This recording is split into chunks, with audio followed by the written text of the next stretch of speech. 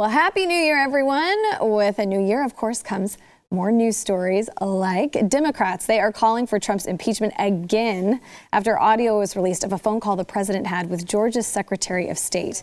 Now, Ted Cruz leads the GOP in an effort to challenge the Electoral College and New York City Mayor Bill de Blasio. He celebrated New Year's Eve dancing in Times Square with his wife while telling the rest of the city to stay home. We've got all that and much more coming up, and it starts right now.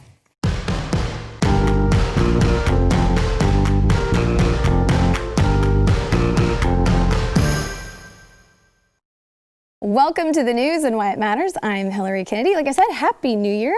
Glad to have you here. I didn't know that I was going to be back here at the table, but I sure am happy that I'm here. And I get to ring in the new year with two of the best, the funniest, the brightest people in the building. Mr. Chad Prather, host of the Chad Prather Show. Happy New Year. I wouldn't miss it. I'm glad you're here. I'm glad you're here. Ready for some laughs today, please. Okay.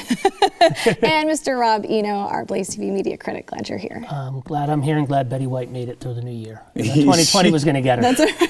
That's her true. and Willie Nelson. Yeah, I was scared. Good things that came out of 2020, right? Okay, so before we jump into the stories, kind of your feeling, your prediction for 2021. Do you have any sort of premonitions of what kind of year this is going to be? I think it could be a great year. It's up to us. It's going to be determined with what we're willing to put up with, because at this stage in the game, it's not about left versus right. It's about those that are in control and want to influence your life versus those that just want to be left alone. Love it. Rob? I think the same thing. It's time to be not afraid to live your life and go through it. But, the pessimist in me says that it's going to be, 2020.2 and worse. Yeah. Because every year's been worse, right? We said 2017 could it be worse than 2016, then 2018, then 2019, then 2020. Right. And who knows what we have now. Yeah. Well, and I think a lot of people took a break from all the hard news and the politics and all that over the holidays. And so now it's time to jump back into it so that we know what's going on. So we're going to start with President Trump.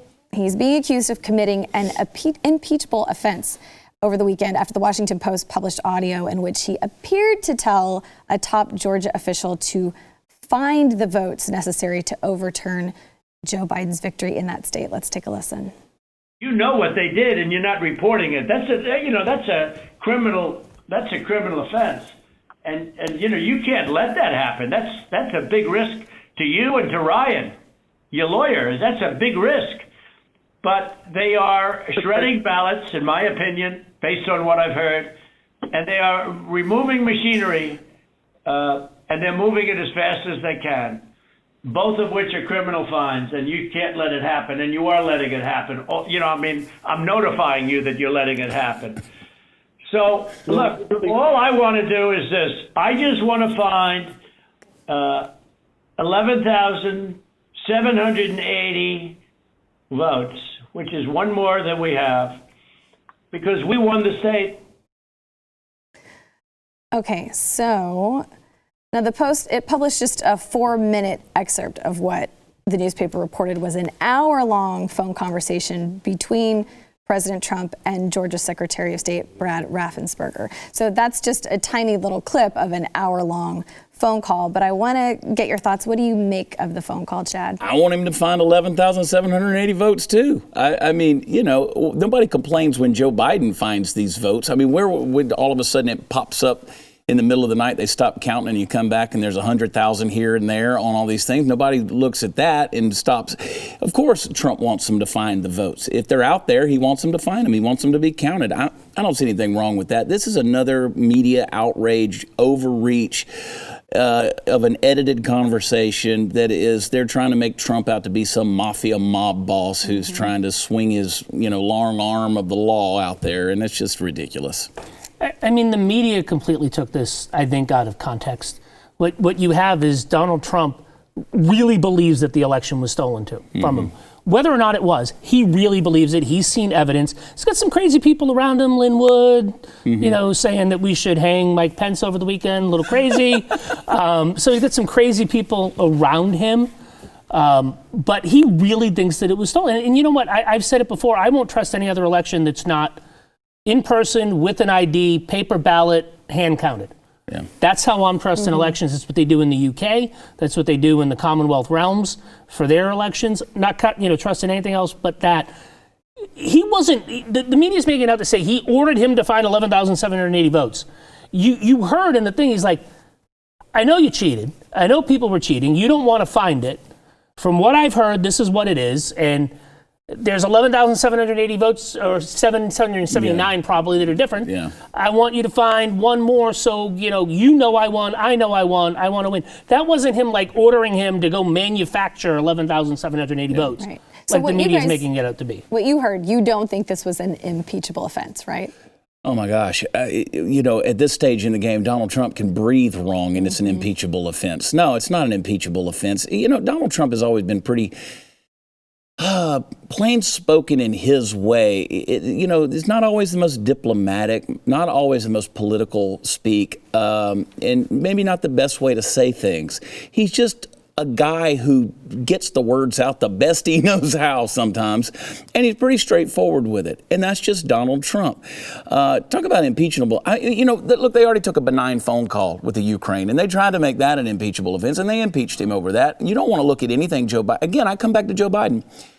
Why are we not investigating his ties to the Ukraine and his ties to China? You want to come back and you want to take some little benign statement like that, where he's actually making an illustration to his point in this conversation. He's not ordering anybody to do anything. Yeah. Well, and again, like you mentioned, it is just a small excerpt of an hour-long call, and so a lot of people are upset because they're like, this is completely taken out of context. We're not getting the full story. Yeah. So the election tomorrow in Georgia, there's a recent poll that was conducted in Georgia by Survey USA of voters. So they're saying they don't plan to show up for next week's runoffs. 55% of respondents who identify as very conservative, they said the reason that they're going to stay home is because they believe the process is rigged, a concerning sign for Republicans who count on the outcome of this election to maintain control of the U.S. Senate. So if you haven't been following it, it's David Perdue and Kelly Loeffler. They're facing off against Democratic challengers Jon Ossoff and Raphael Warnock. Now, if the Republicans lose, the Senate would flip to Democratic control, leaving the left in charge of both chambers of Congress and the White House if President-elect Joe Biden is sworn into office, as they are anticipating. So do you agree with these people's decisions not to vote at all? I think if you read the poll right, it's 55% of the people who said they're not going to vote. So I don't think it's 55% of very conservative people. It's 55% of the narrow band of people that said they weren't going to vote. Just so we get it right, are saying that they're not going to vote because they don't trust it. Like I said, there are people that don't trust this election, that don't trust what happened in Georgia. I mean, they had an audit of the signatures, right? But I mean, was anybody there with the audit, or they just do it themselves? Right. I mean, how do we see it? But it's going to be interesting. I drove through Georgia twice over the past couple of weeks, apparently. We'll see what happens. There were pretty heavy ads on both sides. If you listen to black radio, you were listening to like hip hop stations, you were listening to ads against Loeffler and Perdue. I actually learned how to pronounce her name. It's Loeffler, not Loeffler. Loeffler, yeah. Because I heard her say her name on the radio. But and then in the very conservative, country radio stations, things like that, they were going after Warnock and Ossoff. So I think, we'll find out, I guess, sometime tomorrow or in a month and a half from tomorrow after I count the ballots. But we'll find out at some point in time in the future. It's amazing. I mean, when you see what's going on, I can understand the frustration of people in Georgia. Georgia's become a movie-making capital of the nation. It's got a lot of Hollywood money that's being poured in there. When you got $200 million being pumped in there for Democratic candidates, a guy that's going to sit in a seat that pays $175,000 a year, it's kind of telling how important that the out-of-state money feels that this Senate seat is. It's important because, look, you give them the Senate, we're going to have things like single-payer health care. We're going to have voting age lowered to 16. We're going to have more and more abortion rights that are going to be passed. And the list goes on. It's a scary thing. I hope people will turn out. And I hope somehow or another that something is exposed, another anomaly that says something's wrong with the system when we see the results tomorrow in Georgia. Yeah. Yeah, like you said, it's 55% of Georgia voters who won't vote in the runoff say that they're going to stay home due to a rigged process. 7% of very conservative voters say they are intentionally boycotting the runoffs. How do you think it's going to play out? Just your personal opinion. I think, well, first off, I think Perdue won the election and had over 50%, and there shouldn't even been a runoff. But they didn't recount his race. They found enough in the amount that they found in Trump would have put him over the 50%. So I don't think Purdue should be in a runoff. It depends on who comes out. It's a very close state. Being there, I can't really tell you. If I were to guess, I think we win one, we lose another. And you keep 51 to 49 is I think what's going to happen. But I would not be shocked if they lost both. While we're talking about Raphael Warnock, he's got a really big supporter in Alyssa Milano. And a lot of people find that to be concerning because she was such an advocate for the Me Too movement, saying, I believe all women. But he is alleged to have run over the foot of his ex-wife during an altercation that police responded to. Now, the police body cam footage, it shows the aftermath of a verbal altercation between the two of them. They got divorced in November 2019. So the wife did claim that Warnock ran over her foot with a car. Medical examiners found no physical damage, but still people are saying, you're supporting a man who has these sorts of allegations against him. I thought you believed all women. What's going on with that? Do you think that she might regret her statements that she believes all women? And she was fighting so hard against Kavanaugh. Well, listen, in the Hollywood liberal world, you can say whatever you want to say, take it back, put it back in play. You can do anything you want to do. You can mix your metaphors and your similes, and you can change the meaning of any word you want. It's incredible what goes on. So she could say she believes all women, but I don't believe this particular woman, or I can believe all women unless it's going to interfere with the agenda that we have for the left policies if we get the Senate.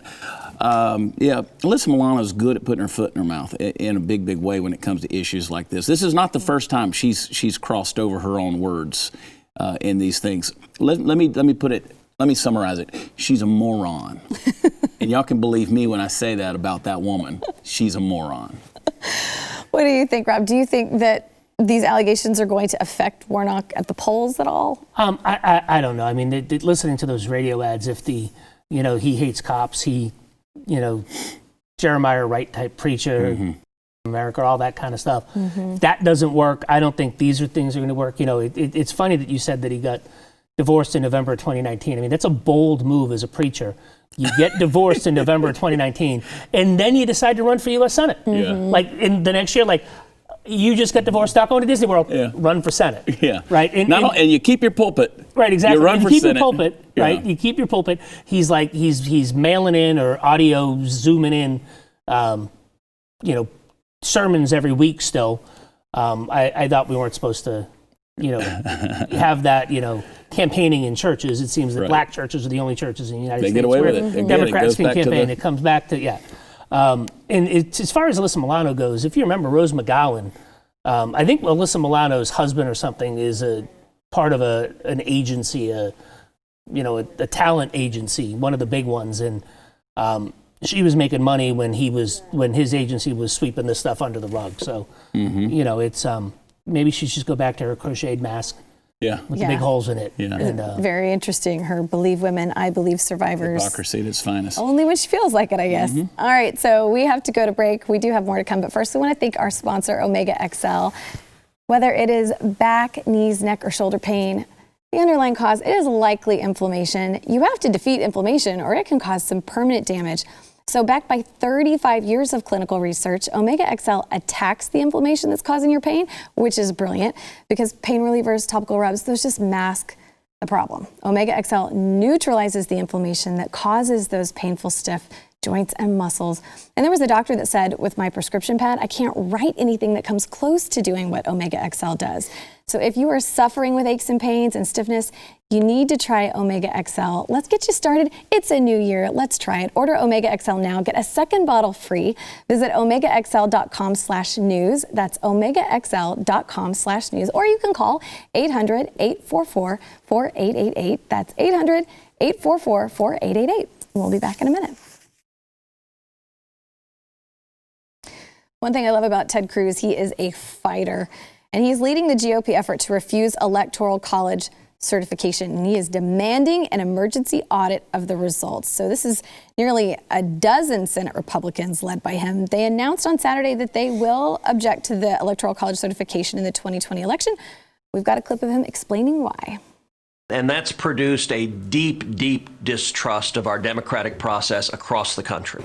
I think we in Congress have an obligation to do something about that. We have an obligation to protect the integrity of the democratic system. And so this past week, I spent writing out a position and assembling a group that ultimately of 11 senators that we put out yesterday that we will together object to certification in order to force the appointment of an emergency electoral commission to perform an emergency audit of the election results to assess these claims of frauds. I think we can do that. We can do it promptly. We can do it in 10 days before the inauguration. But I think we have an obligation to the voters and we have an obligation to the Constitution to ensure that this election was lawful.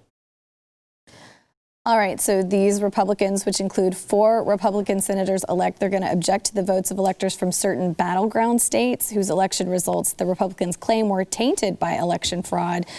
2 House Republicans told CNN on Thursday that at least 140 House Republicans will object to certifying the Electoral College results.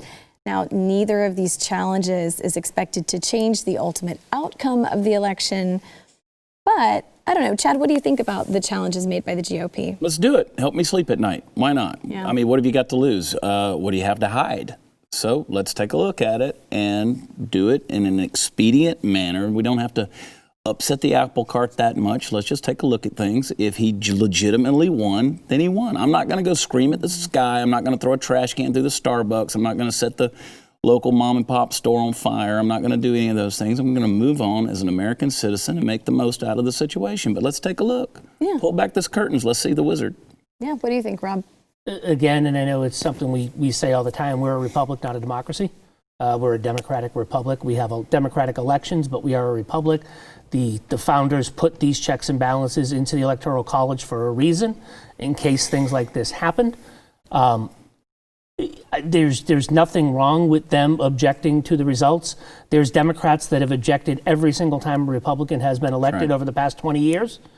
They've objected to the results. You don't see the media go nuts about that. And in somewhat significant, these are very significant numbers. But you've got over a handful of Republican representatives from the state of Pennsylvania objecting to their own state's election results because Pennsylvania changed the deadline to get the ballots. They changed the way that they would accept ballots, not by the legislature, by a judicial fiat. And that's not the way that elections are run in the United States. You can say all you want that those were legitimate votes and they were real people and they were allowed to vote.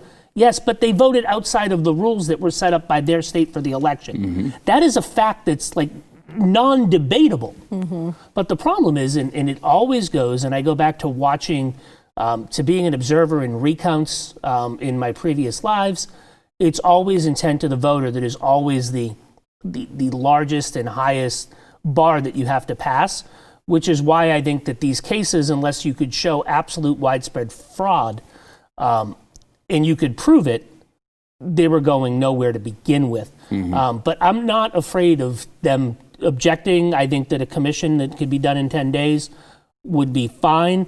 But the president lost this fight when on the Sunday after the election, the American people will give you a very short window. The election was called on the Friday. If within 2 days you weren't able to show demonstrable fraud that was, here it is, here it's on videotape, this is what happened, it's been playing catch up since then. They didn't have a plan going into the election. They were warned by people, including somebody in this building, that this stuff was going to happen. He said it multiple times on air. Mm-hmm. Glenn has. Were warned. They didn't prepare. They didn't do what they should have done to be prepared to do it. They've been playing catch up since the election was done, and they lost this whole fight on the Sunday after the election. Do you think anything's going to come of this, though, by them pursuing it? I mean, do you think it will change anything? If nothing else, I hope it helps instill some faith in the system again. But yeah, I think there's a lot of people out there who want to still have trust in the institutions that make America great. And I'm one of those people. That is starting to get to a point where we're questioning everything. And it's okay. Glenn said it on his show this morning. I'm all for questioning, but I want to verify, And so you would wish that it would. I'm not sure that it will at this point, because I think, as Rob perfectly stated, we've been playing catch up. Yeah. The administration's been playing catch up. They just didn't act fast enough. This release the Kraken stuff and this coming, what we're going to reveal and all of this just didn't work. And the corruption is so deep, I think that there's just no possible way that they can take 10 days and uncover this and reverse anything. Right. Yeah, the whole release the Kraken thing, and then there was no Kraken to release. Right. Yeah. Right. So this is a clip I want you to see. Representative Emanuel Cleaver, who's an ordained United Methodist minister. He opened the first session of the 117th Congress on Sunday by praying in the name of a Hindu god and then twisting the word amen into a commentary on gender. Here's the clip. We ask it in the name of the monotheistic God, Brahma, and God known by many names, by many different faiths. A man and a woman. So amen and a woman. The word amen, it's often translated to mean so be it or let it be so. It's a Hebrew word for faithfulness or fidelity. It has nothing to do with gender, which a lot of people pointed out. He took it from Hebrew to Shebrew right there, that fast. No, I had a problem with everything. You know, the monotheistic God, which means one God, to Brahma, which is the four-faced Hindu God that was birthed out of a golden egg through the belly of Vishnu.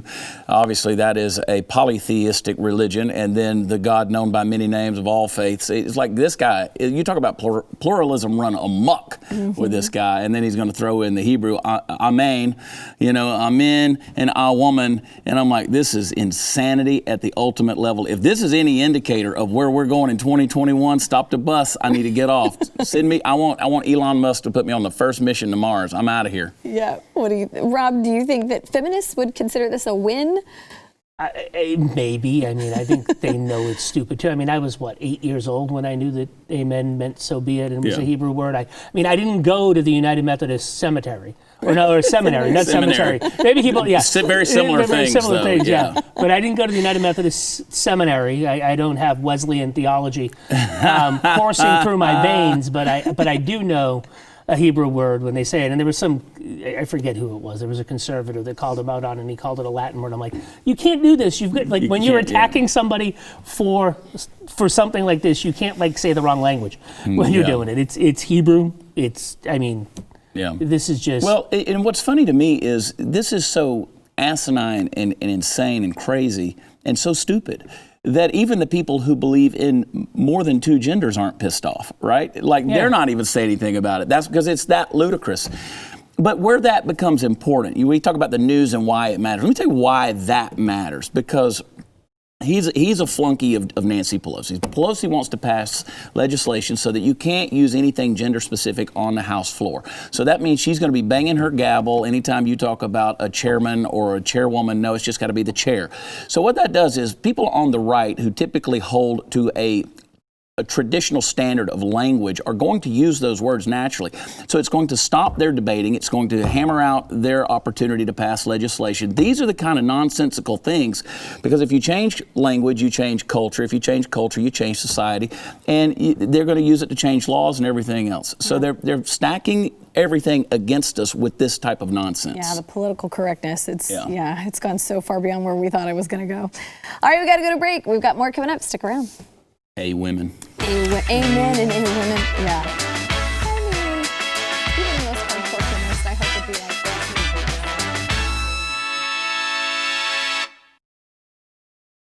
that. Bill de Blasio, he may have barred all the other New Yorkers from celebrating New Year's Eve in Times Square, but hey, he still got to party down with his wife there, and a lot of people aren't very happy about that. He told everybody under no circumstances, stay home and watch the ball drop on TV. They put barricades to keep pedestrians away. The only people who were actually allowed downtown were performers for the show and then a few dozen very carefully screened frontline workers.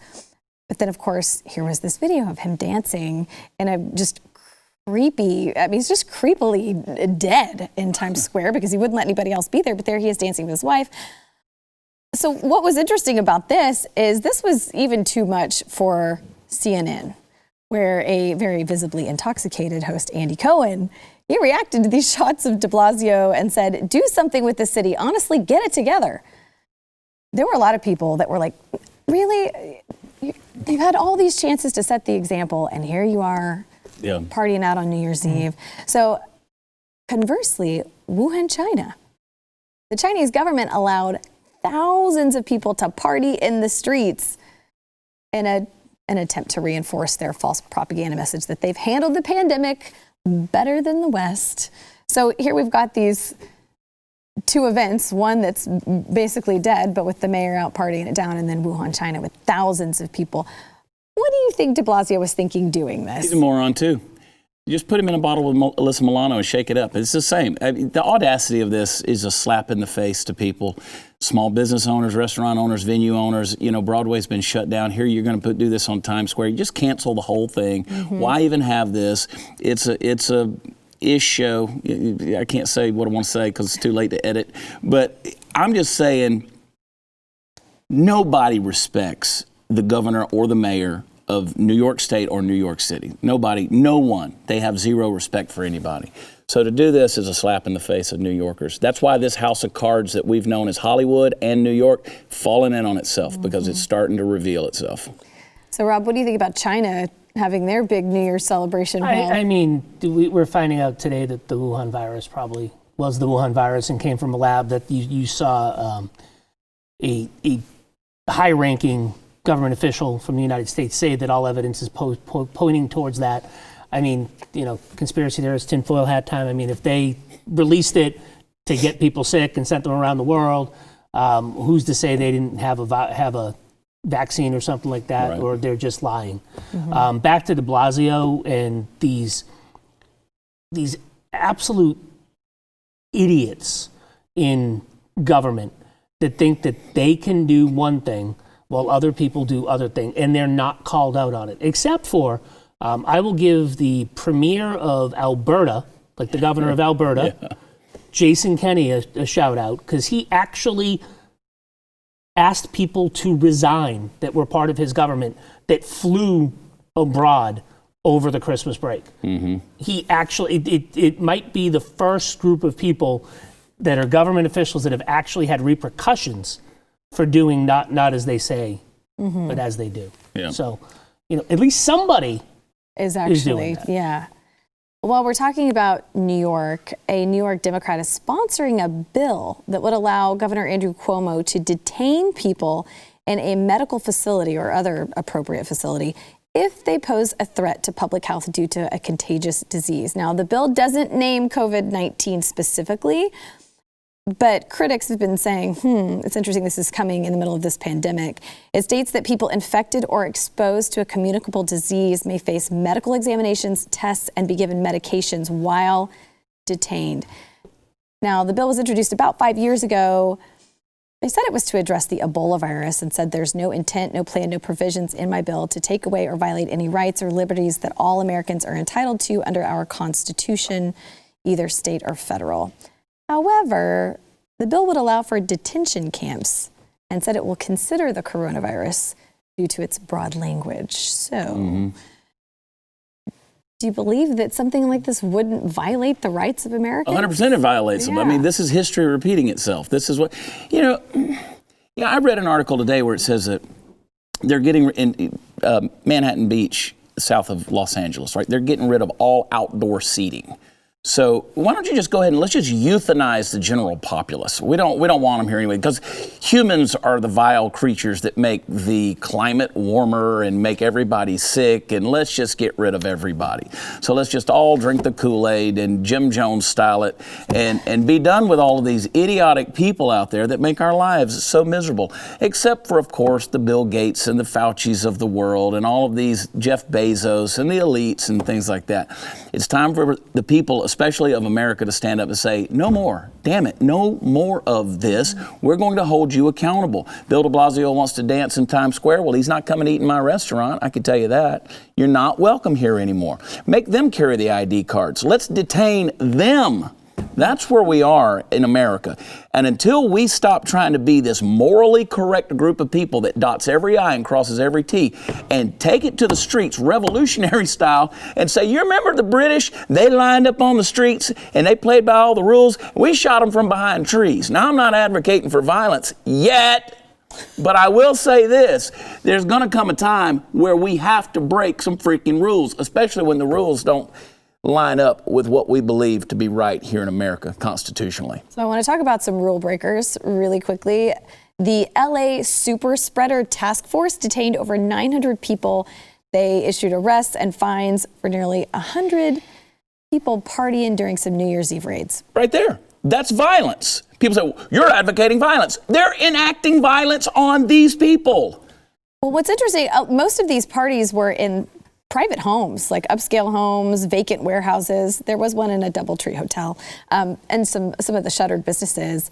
But it was mainly people in their late teens and early 20s, they said, but they detained over 900 people. 90 of them arrested and given citations. People are in their own homes with their own people. So we're going to round them all up and put them in a jail right next to each other. There you go. So there's zero social distancing. This is about making examples out of people. There's no, we've seen it state after state after state after state. There's no actual enforcement mechanisms. They went out there. These people are probably going to get off. And I mean, they're 19 to 20-year-olds, which means they have a 99.998% chance of surviving the virus, according to the CDC, which said that people under 50 have that large of a percentage to, it's absolutely unbelievable. I think what's happened in this country is we have, and I'm as agnostic as they come, but we have societally replaced God with government. So we don't believe in an ever after anymore. We don't believe that there's something to life greater than ourselves. We believe that what we have here is all we have, so people are afraid to die, and they're letting their fear of dying stop them from living. It's time to be unafraid, and it's time to live your life. Amen. You guys are bringing some really good So truths be it, today. and a woman. So, and a woman. Amen, and a woman, that's Take right. the Hebrew to the Shebrew. Well, and we're about to go to break, but I mean, at what point will Californians say enough is enough? I mean, like I said, it's mainly kids in their teens and early 20s. That makes perfect sense that they want to be social and hang out with their friends and celebrate New Year's Eve. I mean, they need that interaction. There were somewhat violent protests in some businesses against this yesterday. I think you're seeing, slowly but surely, you're seeing more and more people have enough of this. And they're starting to go out. And I think the government's realized that they don't have it. Of course, they're botching the stupid vaccine. You know, they're not giving it to people. That there's going to be so much vaccine that's going to expire because state governments couldn't get their acts together on how they were going to distribute it. But of course, that's Orange Man Bad's fault. That's 100% Trump's fault. Right. Isn't everything right at this point? It is in my world. If the sky's blue, it's 100%. his fault. Yeah, right. All right, so we've got to go to break. But when we come back, we're going to be talking a little bit about Iran ramping up their uranium enrichment to near nuclear weapon levels. This is some scary stuff, so you definitely want to stick around for that. So we'll be right back. Yeah, this is really concerning.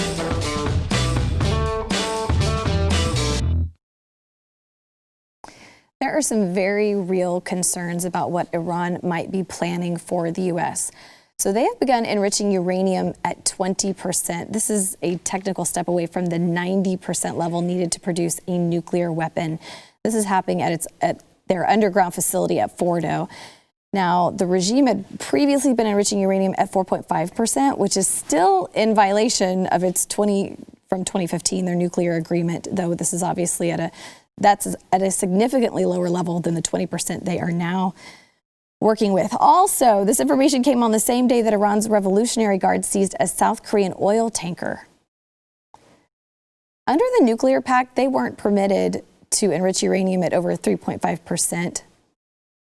But obviously, this is why President Trump removed the United States from the agreement in 2018, saying, hey, they can't be trusted, and that they were continuing to construct a bomb despite the restrictions in the pact. He was saying, we can't trust them at all.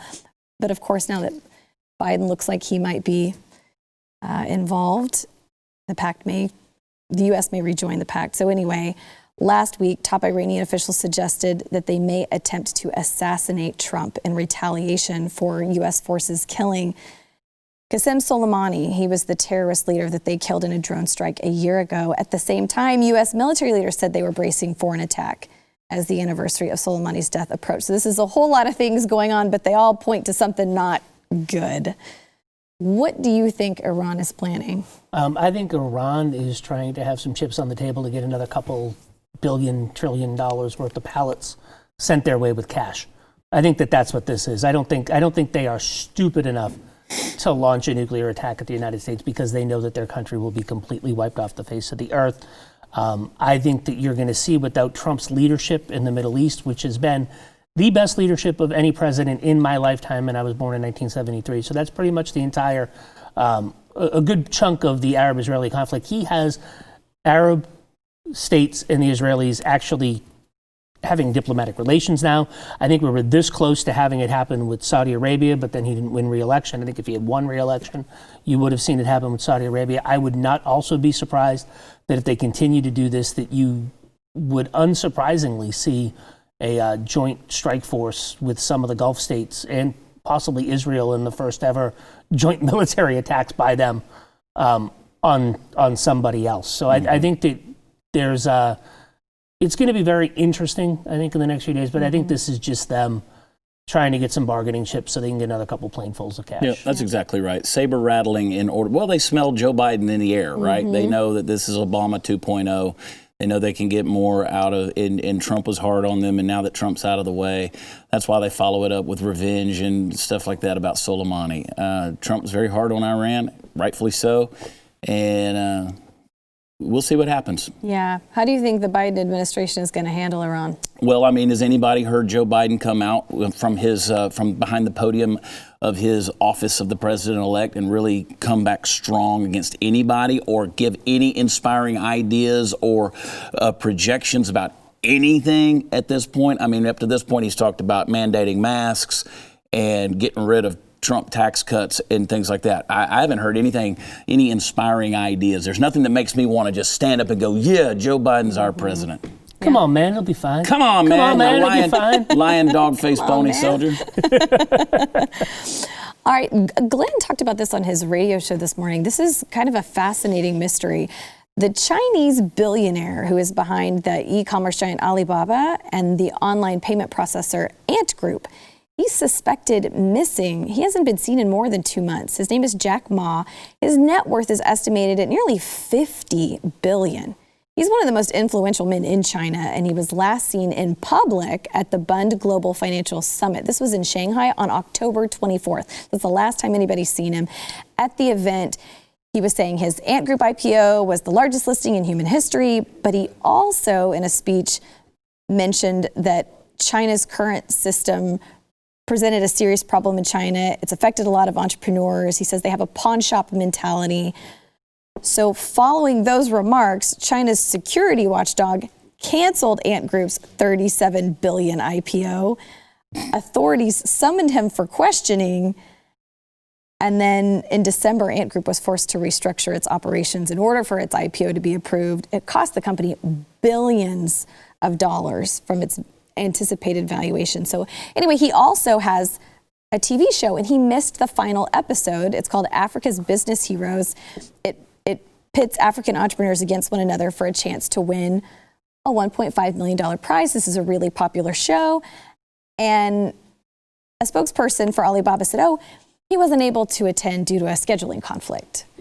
But it was really odd that he didn't show up for the final taping of his own show. So he couldn't get out of the camps with the Uyghurs? Yeah, that's the scheduling question. That's the schedule. There is no freedom in China.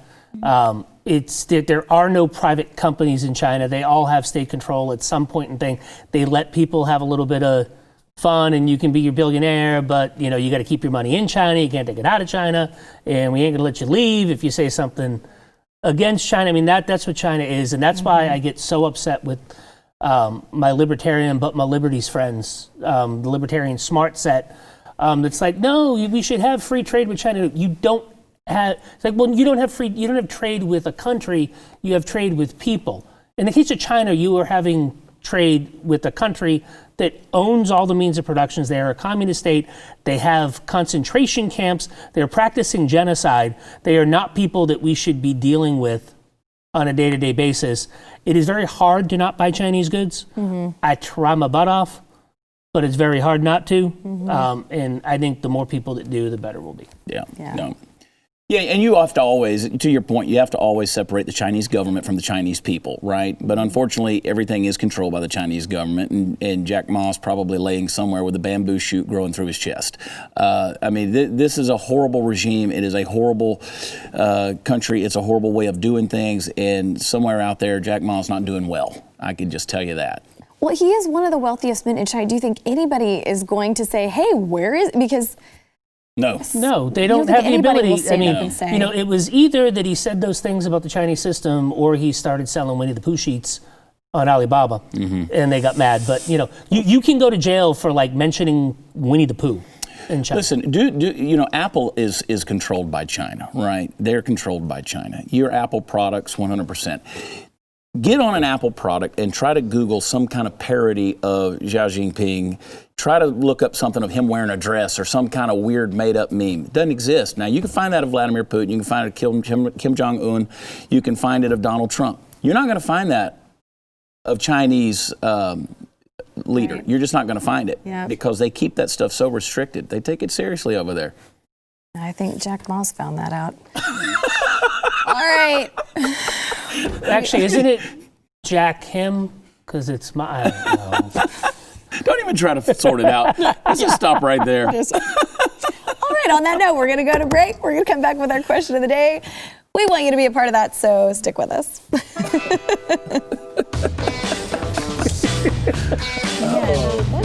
mean, you hear it all the time. It's a lot of their celebrities. The last question we asked you guys before the break was, who is more dangerous, the woke, the socialists, or the establishment? 53.2% of you said the establishment. Gentlemen, what are your thoughts? Yeah, I mean, I would tend to agree with a thing like that. I don't think the socialists, although they're a growing group, have not come on the scene strong enough just yet. If the socialists become the establishment, we're definitely in a lot of trouble. It's always the establishment. I mean, it doesn't matter who you elect. They all do the same thing. Right. Yep. Our question today, do you think the election is over? Well, I just don't think they're going to overturn any level of corruption that is going to significantly make a change at this point. They're too late to the game with this. Yeah. They were too late, like I said earlier, on the Sunday after the election. So no, it's over. Joe Biden will be president unless, you know, the Hunter stuff, as soon as, you know, there's always the thing that on January 7th, all the Hunter stuff could hit the fan, and then we get President Kamala. I'm still holding out for that, but we'll see what happens. Well, maybe it's just because it's a new year and I'm extra hopeful, but I'm saying it ain't over till it's over. All right. I'm waiting till the last second before I throw in the towel. Yeah. I'm still in the fight. Don't get me wrong. I'm Yeah. still in the fight. Still, you know, we're doing the DC thing on the 6th. I mean, we're still in the fight. So Good. see. We're going to fight on. All right. So if people want to know more about you, watch your show, where can they go? WatchChad.com. Absolutely. One-stop shop for all the fun stuff. Wonderful. And Rob, people want to follow you on Twitter? At Robino on Parler. Got a little Twitter problem right now. So at Robino on Parler. Oh, gotcha. So yeah, Parler's a good place to be. I'm on all the things too. Thank you guys so much for watching. We will be back here again tomorrow. And hey, I hope your 2021 is starting off great, positive, happy, hopeful. Happy New Year! We got to be after 2020, right? Like, we got to have a good attitude. Absolutely. After what we went through last year. Going to be a good one. Guaranteed. Yeah. It's going to be as good as we make it. That's a good attitude. You guys brought a breath of fresh air and some positivity. That's what we do. Yeah. What do you know when I do? we try. Well, that's why we had to have you on for the first one back. You got to bring the smiles. All right, we'll see you guys tomorrow.